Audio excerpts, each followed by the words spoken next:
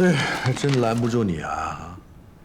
你这贸然跑到上海去找安迪，这合适吗？有什么合适不合适的？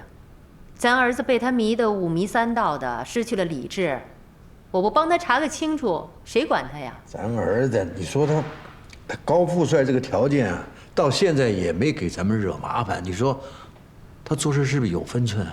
你瞎操什么心啊你？男人被美色迷惑，毫无智商可言。哦，安迪说今天有个同行聚会，正好我去看个清楚。这种聚会我见多了，一群大佬中间夹着个浓妆艳抹的小妖精。呀，说是聚会，其实不堪入目。看女人，不要看她在你面前的样子，要看她在你背后的模样。哦，是真是假，一看即知。走了。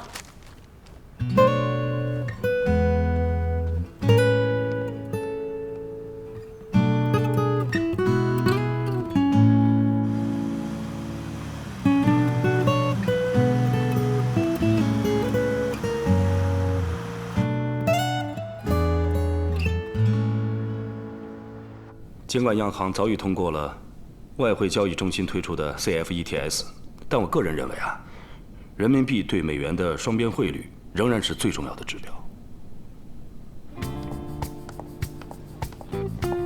你好，请问有什么需要帮助吗，女士？您好，请问盛轩集团在哪个包间？请跟我来，谢谢。这边。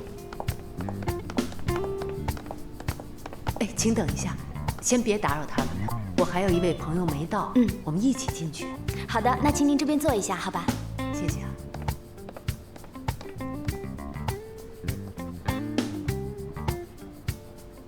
但是我认为现在更多的还是应该发展外汇市场。人民币的汇率虽然会呈现更多的双向波动，但是不会大幅度的贬值。而且在进一步消除人民币在岸和离岸的一个汇差之后 ，SDR 的机制的运作也会越来越完善。加上英国退欧后的影响，我认为人民币跃升为世界第2大货币只是时间问题。我赞同何总的看法。就目前的局面，人民币未来会更加的坚挺。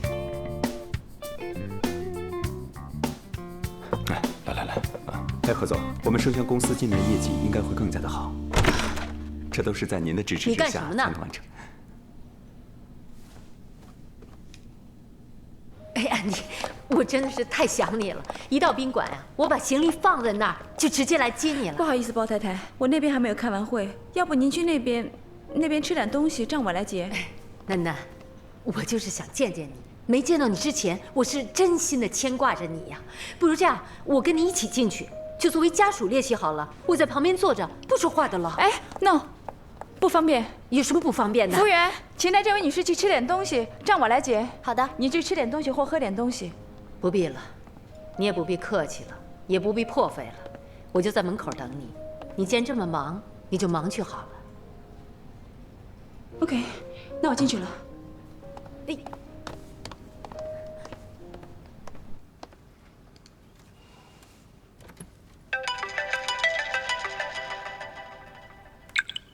妈，儿子，我现在在上海来看安迪。这是什么时候的事儿啊？我怎么不知道啊？你要是知道了，我还能来得了吗？我是到上海专程来看他，他根本就不当回事儿。哎呀，由此可见，你在他的眼里有多么的不重要。妈，您真是太会聊天了，没有我在，也没有合适的理由。你去干嘛去？您下次想见安迪，您能不能好歹跟我说一声？就这么贸然的过去，搁谁心里头也不舒服啊！哎呀，你还向着他！我告诉你们，我亲眼目睹聚会时有个男人跟他献殷勤，又倒饮料又耳语的，我实在看不下去了，才闯进去打断了。哎，要不然还不知道会发展成什么样子呢。哎，结果你猜怎么着？安迪见了我，冷冰冰的，脸拉得老长，跟我欠了他多少钱似的。我说我算是长辈吧，陪他一起进去坐坐，他说不方便，让我在包厢外面等他。儿子，你说说，这世上哪有这样的道理呀？这个安迪怎么一点家教都没有啊？连最基本的尊重长辈他都不懂。小老太太，哎，人家是公务聚会，正式场合，您冒冒失失的闯过去，安迪肯定没有准备，肯定措手不及。您这么做不合适。妈，我到现在还加着班呢，您能不能心疼心疼您儿子，让我把手里的活赶紧干完了，回家睡个好觉？咱有什么事儿，能不能回家好好说？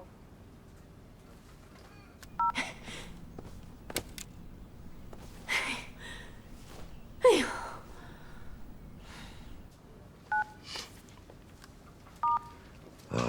主任，您要是忙完了，能不能给我打个电话？想你。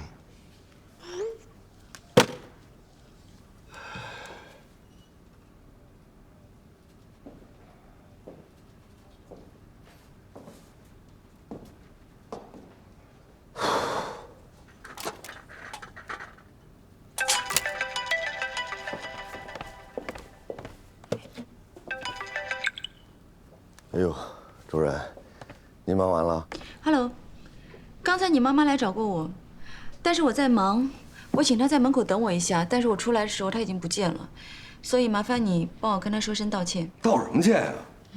凭什么道歉啊？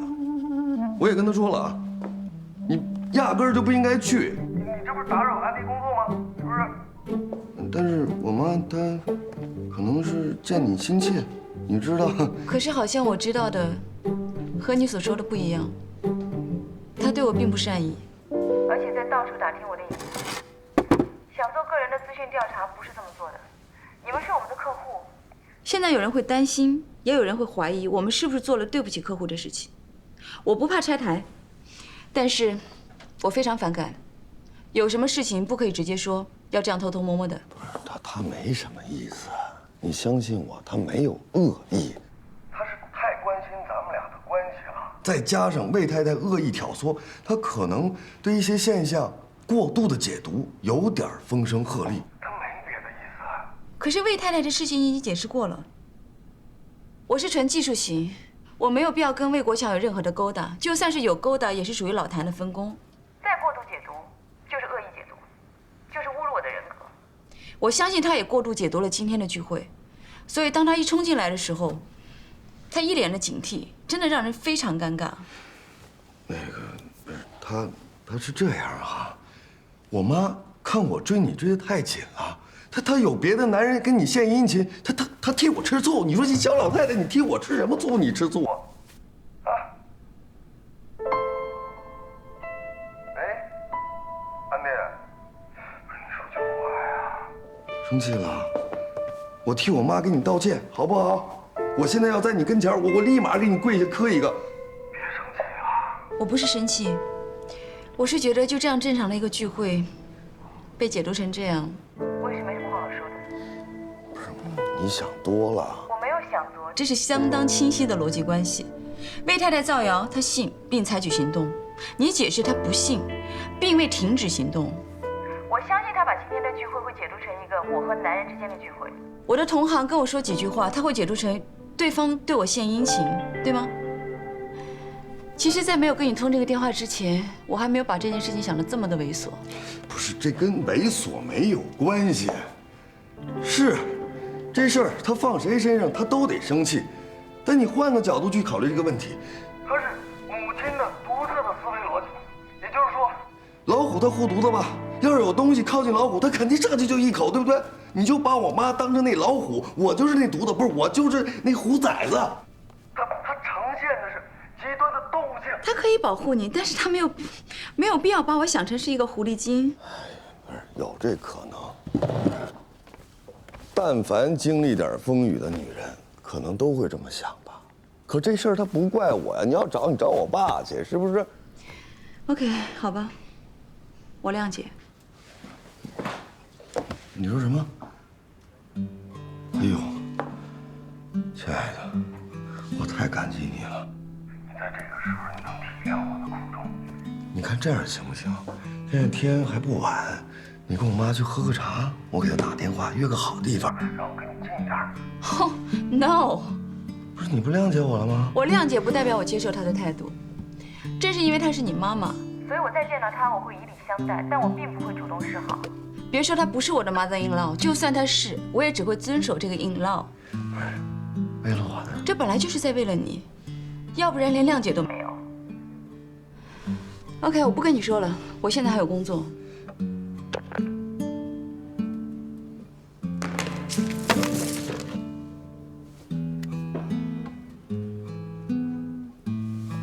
包一凡没想到，安迪的反弹如此激烈，如此不留情面。他觉得自己像蜂箱里的老鼠，两头受气。但这两个人都是他生命中最重要的女人，以后更得是一家人。他不能让两人继续斗气下去。说到底，矛盾完全是妈妈惹出来的。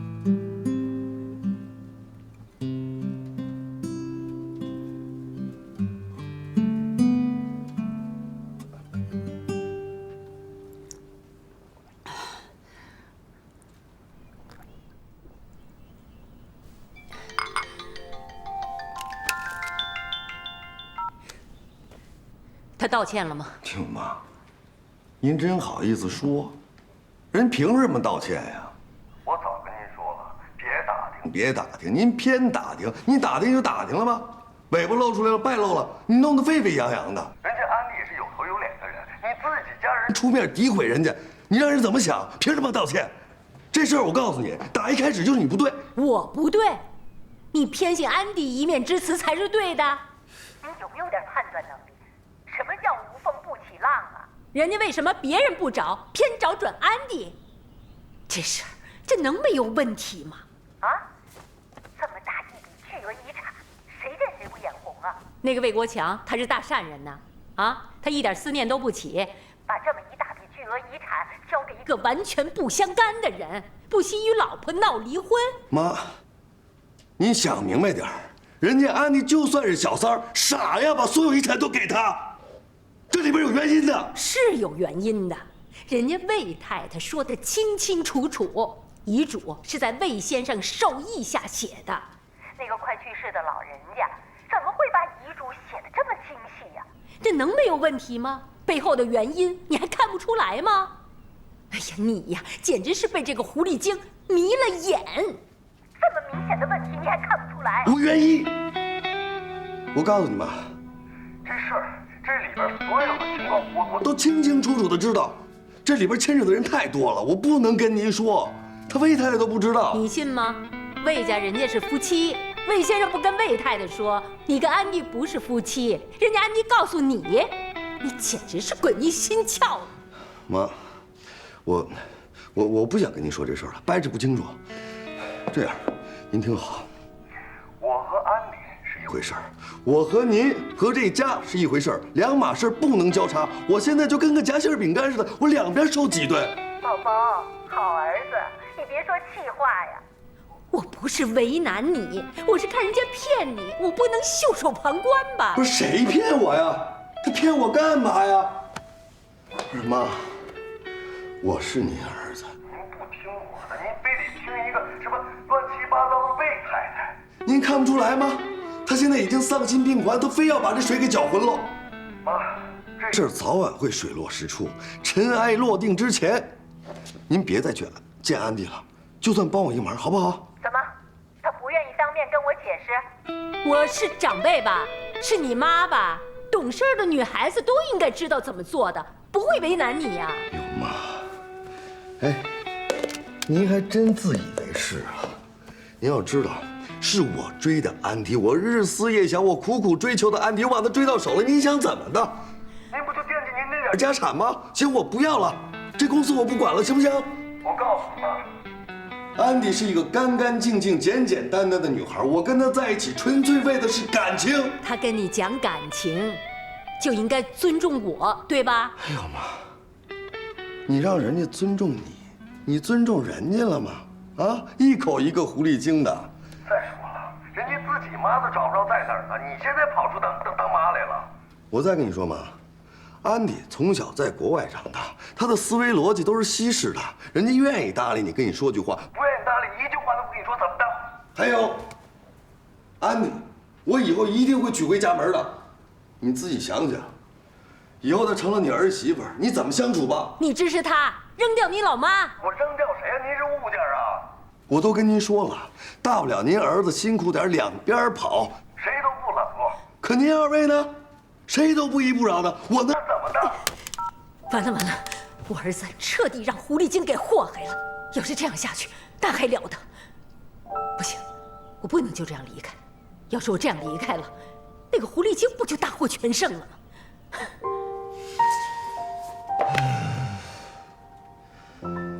妈，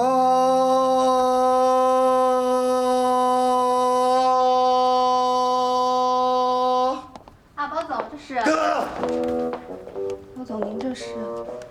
我没事儿。不是，哎，这是刚到的文件。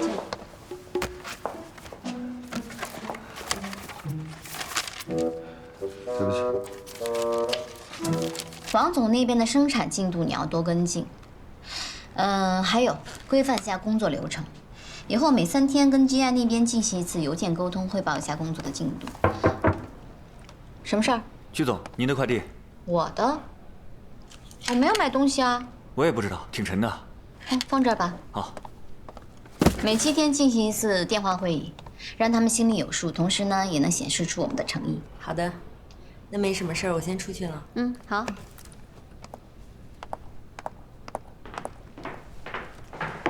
什么东西？这么重？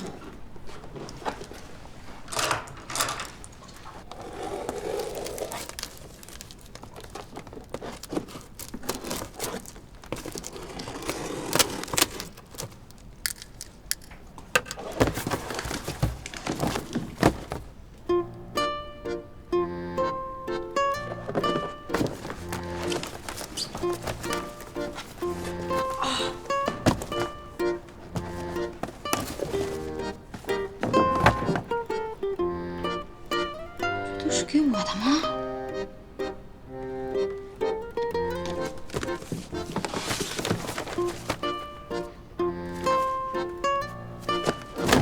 哇塞，太夸张了吧！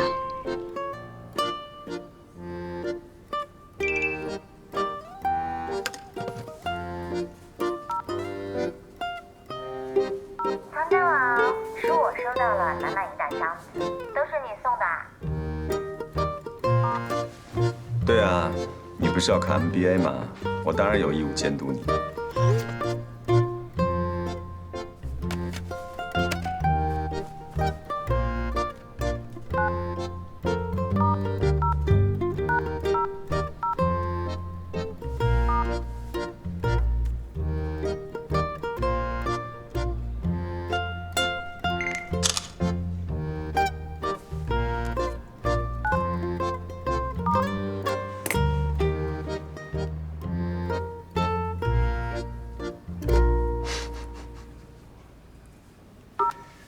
哎呀，最萌身高差哦，加油！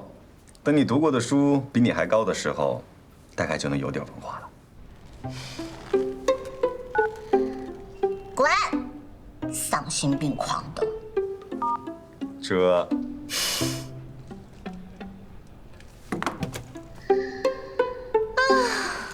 完了。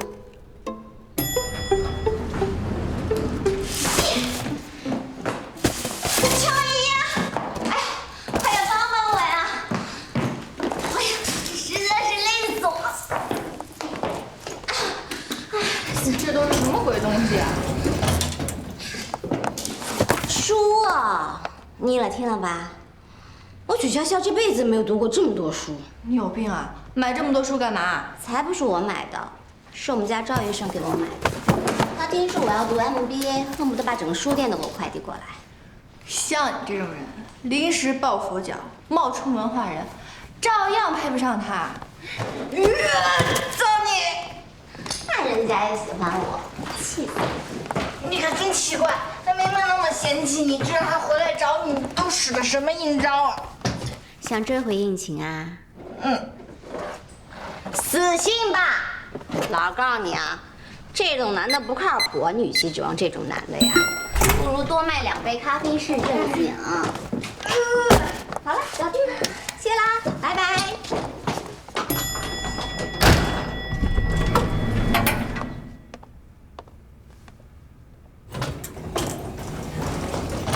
莹莹，你怎么站这儿了？关关，我是不是特别不招人喜欢？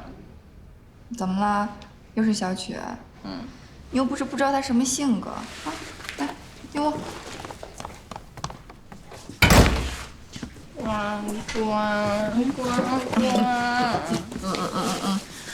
你说小曲她这么嚣张，这么不学无术，为什么还能找到赵医生这样的？我只不过受了1次骗，上了1次当。为什么我的小应勤就不要我？滚。OK， 那没问题了，今天到这吧。这个周末大家好好休息一下，都不用加班了。忙了1个多月了，终于可以休息2天了。也别太放松，后面压力更大。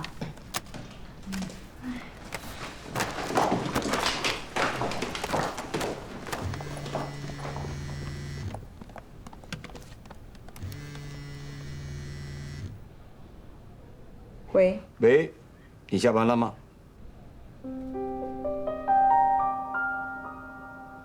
如果有时间的话，过来办一下交接吧。在哪？在你继承的别墅，因为东西都放在这儿了。你有时间吗？我刚下班，我可以过来。好吧。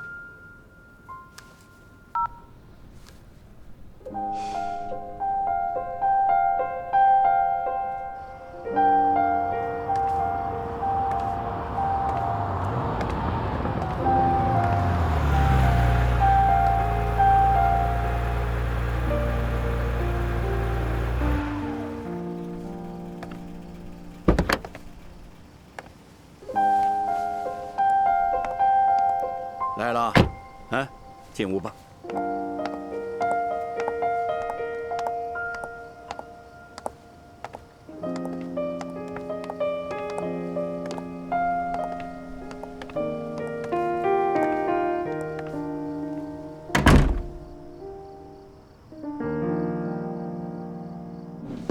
这些家当都是你外公留下来的，价值连城。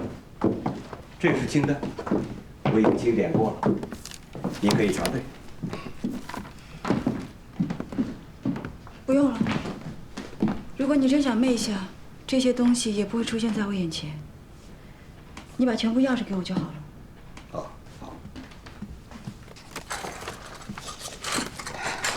这是钥匙。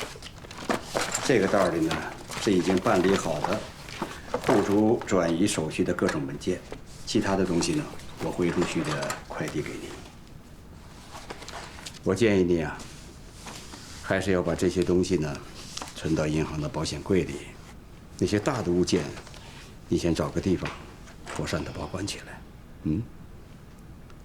行，我给你介绍介绍吧。就从它开始。这是青玉的貔貅，你对它不熟悉也很正常，因为你从小是在国外长大的。貔貅是传说中的上古神兽，貔貅的造型有多种，我估计在很长一段时间里，你很难找到跟这个造型一样的貔貅。还有这个如玉，这都是上品。这可是货真价实的6眼天珠，我原来对这些嘛一点也不懂。你外公从小生长在富贵家庭，他懂，是他带我入的门。还有，这个是大明宣德炉，这上面陈年的污垢呢是包浆，这说明呢。不用跟我说这些，我不想听。你还有什么事吗？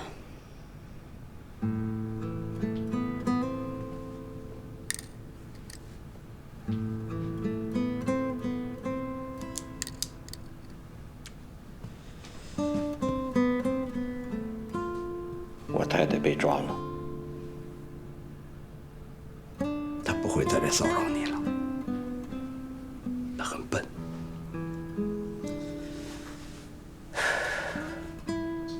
和几个很有心机的亲戚在一起，想搂钱，心心念念都想占国家便宜。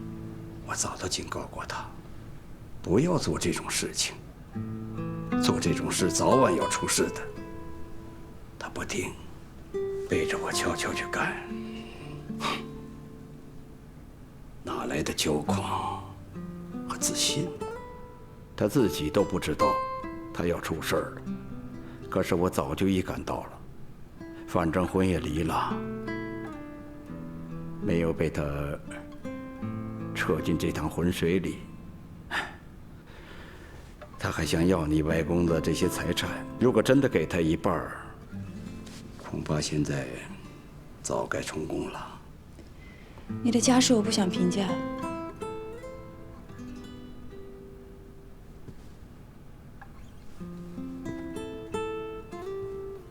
我很冷漠吗？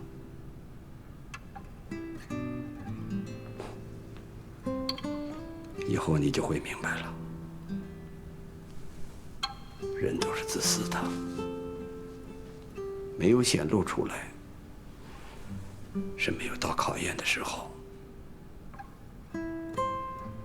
我跟你说真话，也是不想让你对这个世界上抱有任何幻想。你记住，除了你自己，世界上的任何人都不可信。不需要用你的经验来规划我的人生。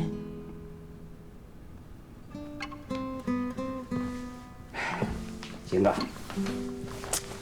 这些物件你也一一过目了，看过了。如果没有什么问题，那签字确认吧。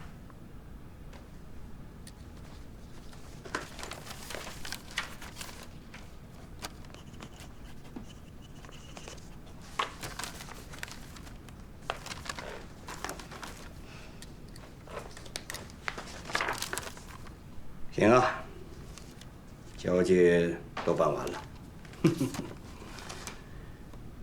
我先走了。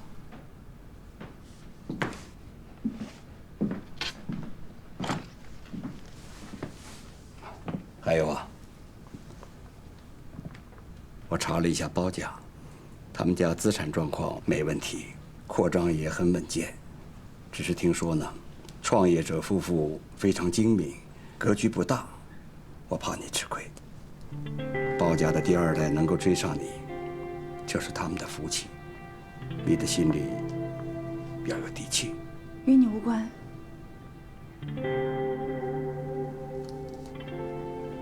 再见。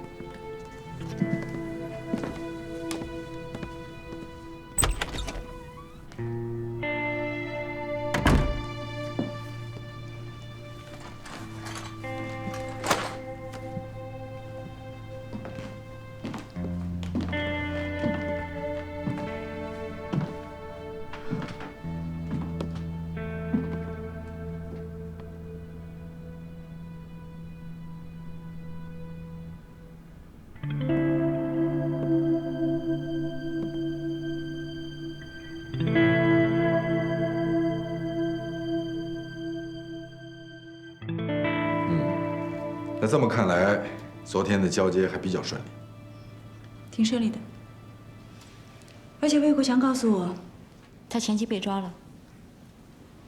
他说他早就预料到了，但是劝过他，他前妻不听。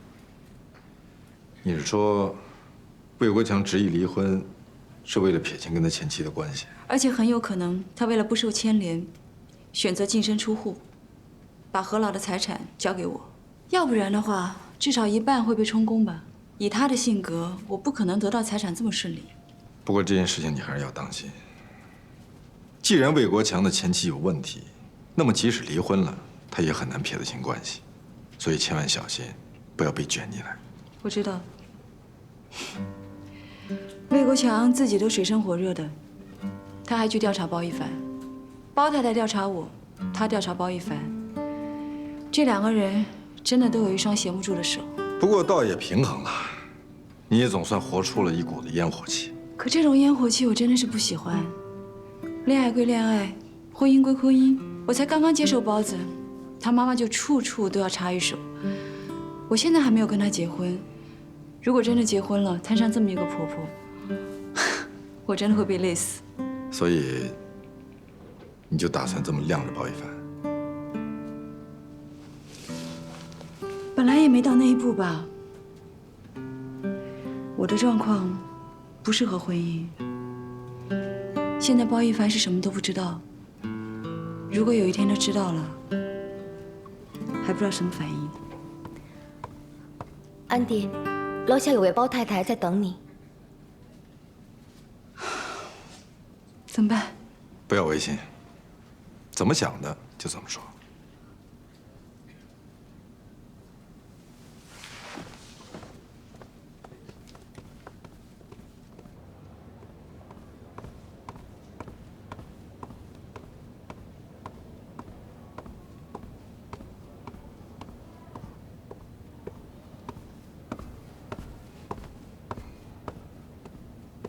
哟，安迪，下班了吗？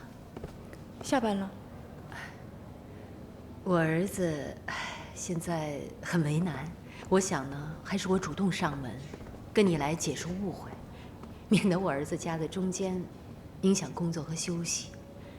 哎，这样吧，我请你吃饭，我们俩坐下来好好的谈谈。可是今天晚饭我已经有约了。哟，真是不巧，你已经又约好饭局了。那这样，那我就随便在附近吃一点东西，等你们吃完饭，我们继续聊。我儿子怪我今天要是不道歉，我这心里不踏实。我觉得这样吧，我先送您回酒店休息。走吧。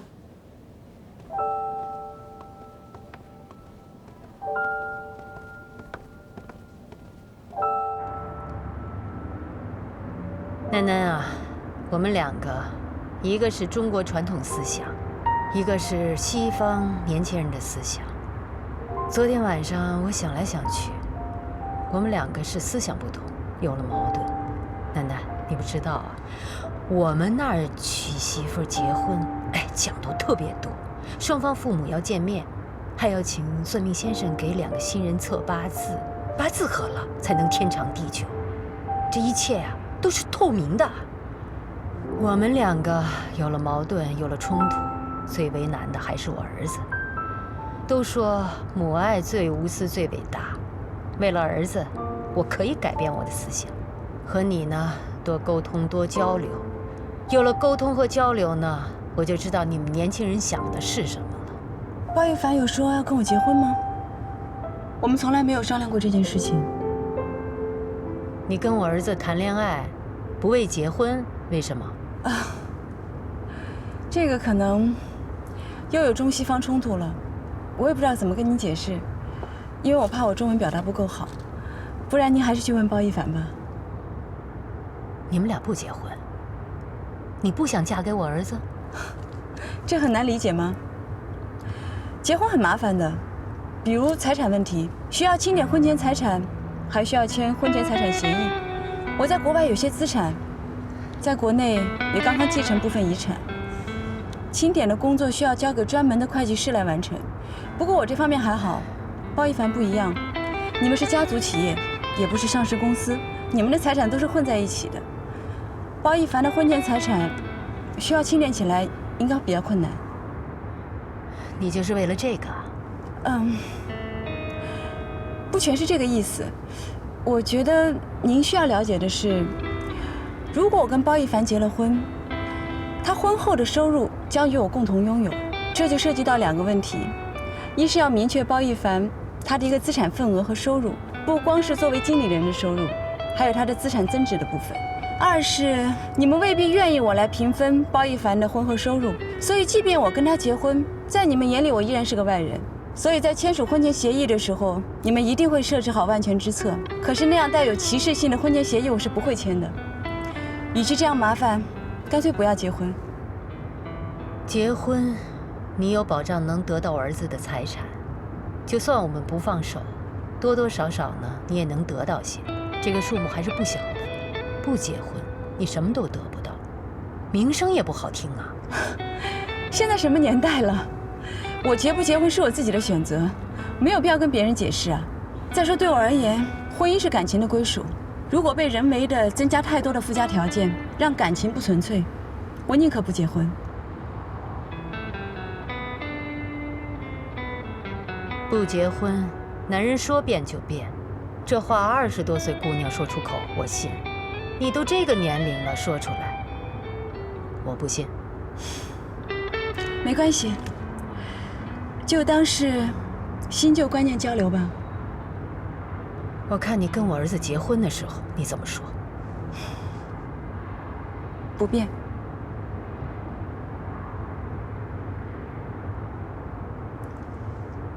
是这家酒店吗？好像到了。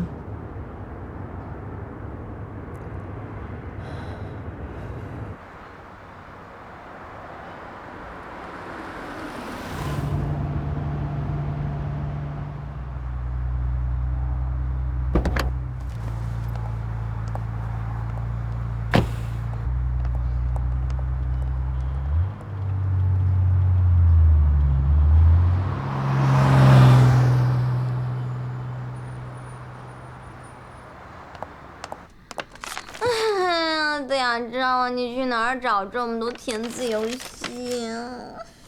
死的心都有了。做多少了？什么多少了？我一个都没做完。要不要打打游戏？又是飞刷打单词啊？不要。对照，你跟我说你到哪儿找这么多学习英文的东东啊？你是不是想故意整我呀？整你？哪敢呀！不是某人说要好好学习吗？我全力协助，甚至不惜出卖色相，在旁边鼓励你，这还不够说明诚意吗？啊 ？Really? Sure. 难得你这么认真，我当然得全力协助你了。啊，要不要看看别的书？休息休息。你又不是不知道，人家从小到大就不学无术，要不是为了银子，我一页纸我都不想看。就是搞不明白，这书又没有长脸，有什么好看的？怎么就这么爱看呢？不过说真的，我这个书还真挺好看的。这是什么书啊？空谷幽兰。讲什么的呀？是讲种花的吗？这个书呢，是一个美国的汉学家在中国寻找隐士的记录书籍。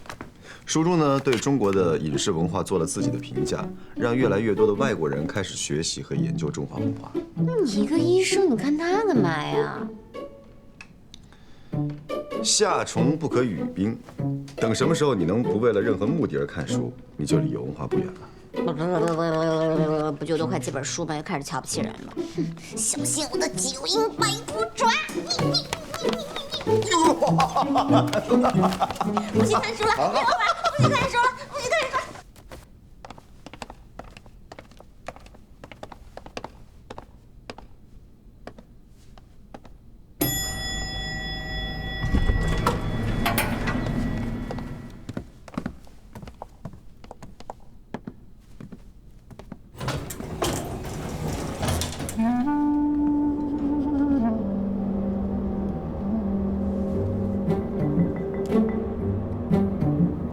小曲，我在电梯里碰见你爸了，准备接驾吧。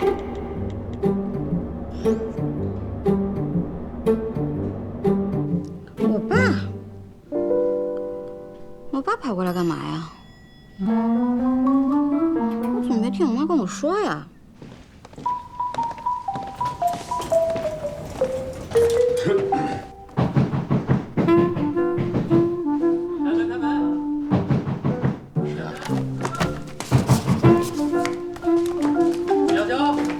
开门！我哥，这倒霉蛋怎么来了？许潇潇，你敲门这么大声干什么？吓着你妹妹怎么办？爸，你可得了吧！就他那混世魔王那样，他能怕这个？吃什么呢？许潇潇，小曲好像跟他爸吵架了。许潇潇，开门！许潇潇，这火力还真有你们曲家的。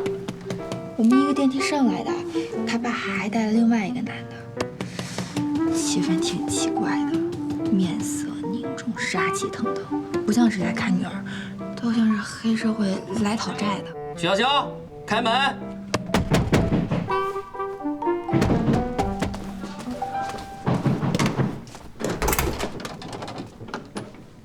干嘛呀？起开！干嘛呀，曲元奇？哎，爸，你看，在这儿呢，奸夫。说什么呢？奸夫。你说什么呢？你再说一遍。我说了怎么了？我就说了怎么了？气死你！哎，你想干什么？想干什么？没事。曲元奇，喂，小小，小乔。